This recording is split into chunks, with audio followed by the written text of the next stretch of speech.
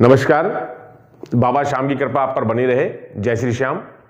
फाल्गुन उत्सव चल रहा है, बड़ी धूमधाम से मनाया जा रहा है और भक्त लोग लाखों करोड़ों की संख्या में ध्वजा को लेकर बाबा श्याम के अर्पण करने के लिए अपने घर से पैदल निकल चुके हैं।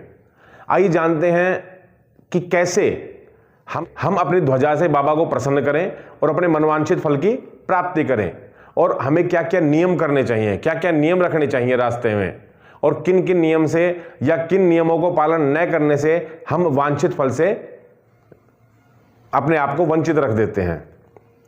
सबसे पहले जब हम घर से तैयार हो, एक मानसिक संकल्प लें और बाबा से प्रार्थना करें कि हे बाबा, मेरा मन है, मेरी इच्छा है कि मैं आपको ध्वजा अर्पण करूं, तो आप मेरे इस कार्य में अपना आशीर्वाद प्रदान करें और मेरे इस कार्य को निर्विघ्न पूर्ण कराएं।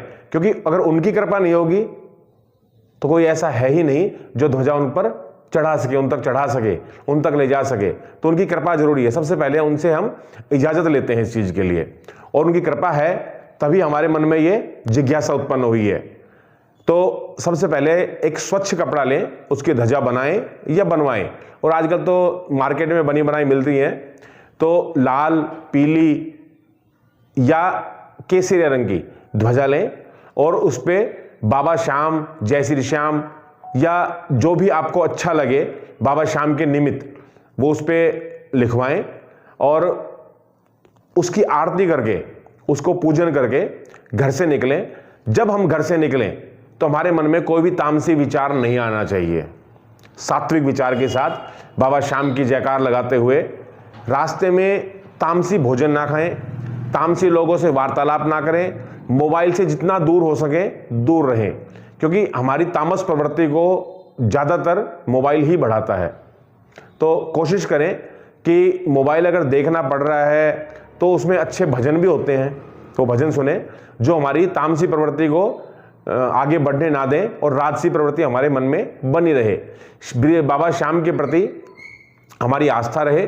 रास्ते में भोजन या तो एक समय करें, अगर नहीं रहा जाता है तो 2 समय भी कर सकते हैं। कोई ऐसा नहीं है कि हम फलाहारी जाएंगे, निराहार जाएंगे तो ही बाबा की कृपा होगी। बाबा मन से प्रसन्न होते हैं, ना कि भूखे रहने से।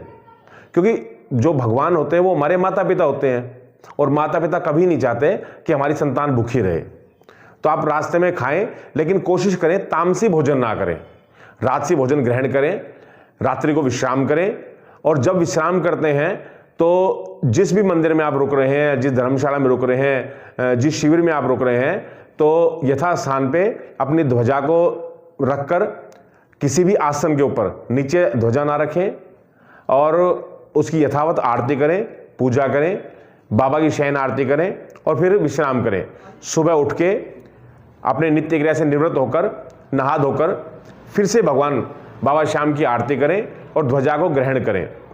ध्वजा को लेकर रास्ते में अगर आपको लघु शंका या दीर्घ शंका की इच्छा हुई है तो जिस भी स्थान पे आप रुक रहे हैं, या तो उस स्थान पे या अपने मित्रगण जो आपके साथ गए हैं उनको ध्वजा पकड़ाएं और नित्य क्रिया से निवृत्त होकर स्नान आदि करके पुनः ध्वजा ग्रहण करें और बाबा श्याम के चरणों में उसे अर्पण कर दें। निश्चय ही आपकी मनोइच्छा पूर्ण होगी। बाबा श्याम की कृपा आप पर बनी रहे। जय श्री श्याम।